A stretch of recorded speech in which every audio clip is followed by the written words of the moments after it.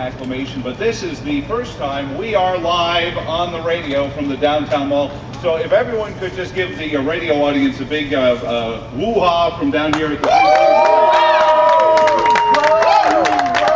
I don't know if James Monroe got to have a crowd like this when he was able to broker the deal, and oft he's looked at on the City Hall across from us, and people will say, well, who's the third guy? We know Jefferson, we know Madison. Madison looks taller than he was. But who's the third guy? What did he do? Well, he was the peacemaker. He was the art of the deal, because Madison didn't want to write a Bill of Rights.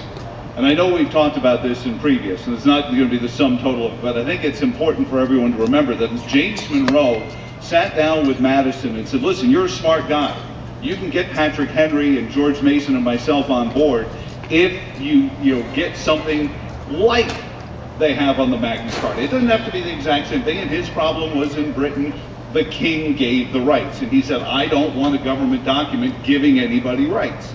And he wrote, perhaps, the better document than ever he had written. The Constitution laying out our form of government is brilliant, but binding the government as tightly as he did with the Bill of Rights, the phrase, shall not be infringed, has been argued about for 224 years. How dare you say shall not be infringed? Do you know who we are? We didn't go to school for 12 years to be told we can't infringe something. I have a white shirt and a red tie. Why can't I infringe something?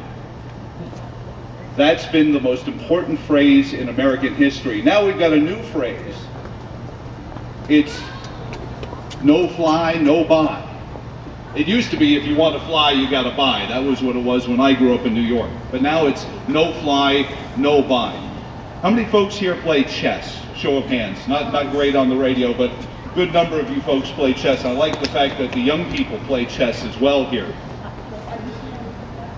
Who would have ever expected to hear Barack Obama sound like a hawk when he's out there saying, we need to make sure that anyone who's on the do not fly list can't get a gun? Seems like common sense, right? Well, that's how they wrap you up. They get you into a corner. Moving that knight to Queen's Bishop 5 is not the move.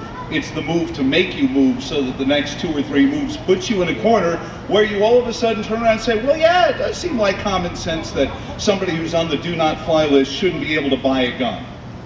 Well, hold on a second here.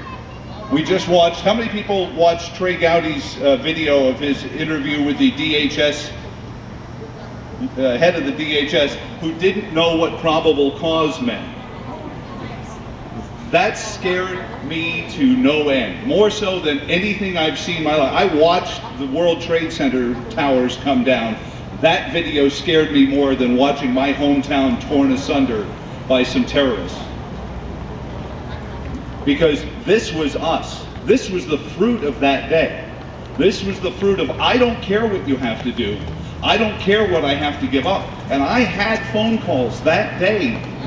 And I had phone calls in the moments after September 11th saying, Fourth Amendment keeps us from being safe. No, I just want to round up all the bad people. I want to round up all the bad people and I want to be safe. Okay, well, how do we identify the bad people? Well, they look like the terrorists. Really? Well, what about the guy who looks like one of the terrorists that wasn't a terrorist? And the logic comes undone right there.